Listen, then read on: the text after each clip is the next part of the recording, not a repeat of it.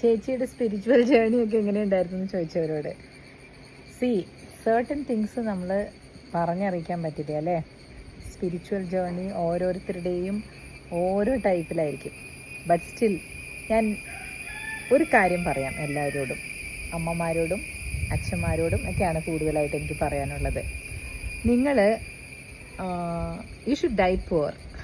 എന്താ അത് പറഞ്ഞതിൻ്റെ അർത്ഥം എന്ന് വെച്ചാൽ, നമ്മളുടെ ബാങ്ക് ബാലൻസ് ഉണ്ടല്ലോ, അതൊന്നും ബാക്കി വെക്കേണ്ട കാര്യമില്ല. You go and gather experiences. അതാണ് ഞാൻ പറയുന്നത്. ചിലർക്ക് വ്യത്യസ്തമായ അഭിപ്രായം ഉണ്ടായിരിക്കാം, നമ്മുടെ മക്കൾക്കൊന്നും കൊടുക്കണ്ടേ, നിങ്ങൾക്കൊന്നും വേണ്ടേ, അവർക്കൊക്കെ കൊടുക്കേണ്ടതല്ലേ എന്നൊക്കെ.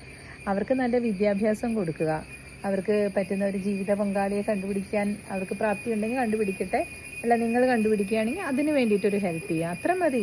പിന്നെ അല്ലാതെ അവരുടെ ATM ആവരുത്. എപ്പോഴും മക്കളുടെ ATM ആയിക്കൊണ്ടിരുന്നാൽ നമുക്ക് ഇത്തരത്തിലുള്ള എക്സ്പീരിയൻസസ് ഒക്കെ ചെയ്യാൻ വേണ്ടിയിട്ട് കുറച്ച് ബുദ്ധിമുട്ട് വരും അല്ലേ, നമുക്ക് പൈസ ഇല്ലാതെ ആകും. അപ്പോൾ അതുകൊണ്ട് നമ്മളുടെ ഏർണിംഗ് ടൈമിൽ തന്നെ ഇങ്ങനെയുള്ള സ്പിരിച്വൽ എക്സ്പീരിയൻസസ് ഒക്കെ നിങ്ങൾക്ക് ഗ്യാദർ ചെയ്യാനുള്ള എന്തെങ്കിലും ഒരു മാർഗം ഉണ്ടെങ്കിൽ ചെയ്തിരിക്കണം, അത്രേ പറയാൻ പറ്റുള്ളൂ.